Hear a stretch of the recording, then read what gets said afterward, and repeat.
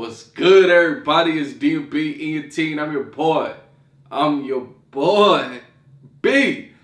Hey, today I'm about to do another Llama Horrors video. This video is titled Scary True Horror Stories Animated. So these horror stories right here, they true, bruh. This ain't no bullshit, bruh. This ain't no lie. This is true. This is 100. Like, they keeping it 100. And it's scary. I seen your comment, homie. I seen your comment. You was like, hey, can y'all do more scary stuff, creepy stuff? So, I looked up scary horror stories. There's the first one that popped up. So, we about to do this one, bruh. Let's go.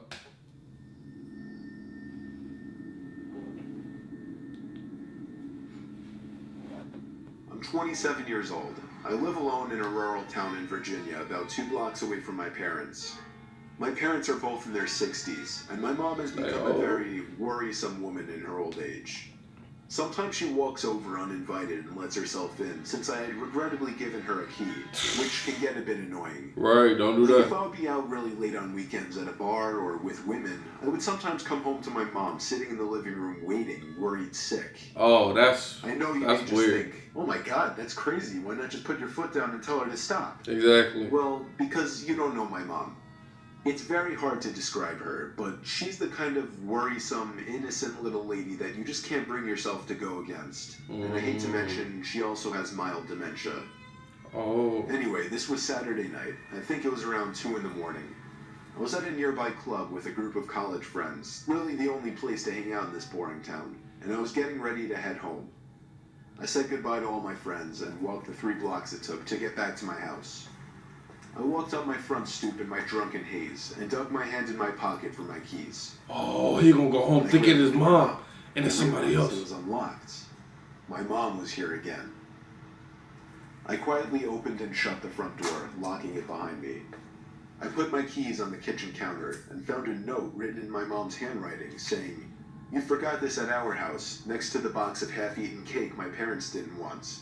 Oh, his mom I didn't was see there. my mom anywhere, so I assumed she must have gone upstairs to sleep in the guest bed until I got back, which is something she would commonly do as well. Then I heard footsteps upstairs, confirming it, and that's when I sighed once again. 27 years old, almost 3 in the morning, and she still has to wait up and treat me like a child. She loves you, man. I ran upstairs to check the guest bed, empty, along with all the bathrooms. I was afraid Mom was having one of her episodes due to her condition, so I ran to the phone to call my dad. After 4 rings, my dad picked up in a groggy voice, asking what the hell is the matter. After I told him that I heard Mom wandering around upstairs in my house, there was a short pause, and then he said, "That's not possible, she's sleeping right next to me." Oh.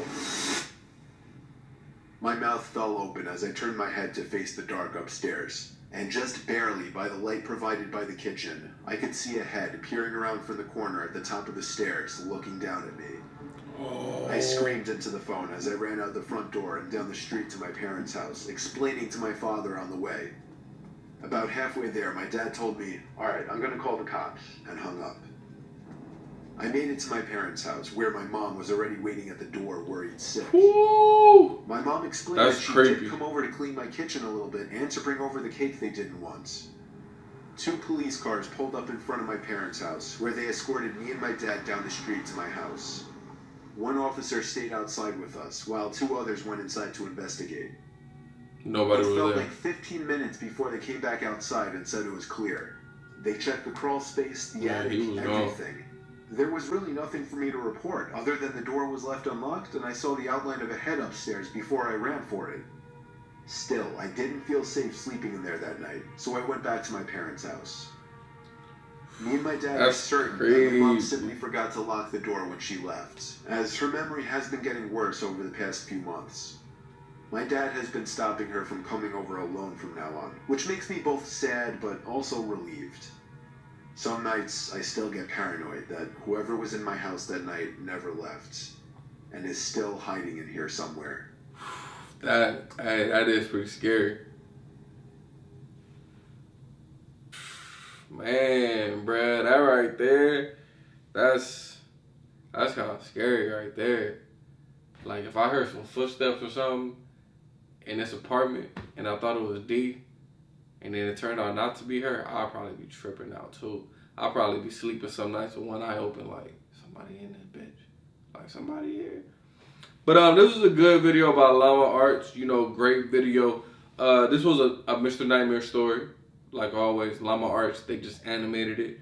Great video. Let me know what y'all thought down in the comments below. Don't forget, like, subscribe. See y'all next time. Peace.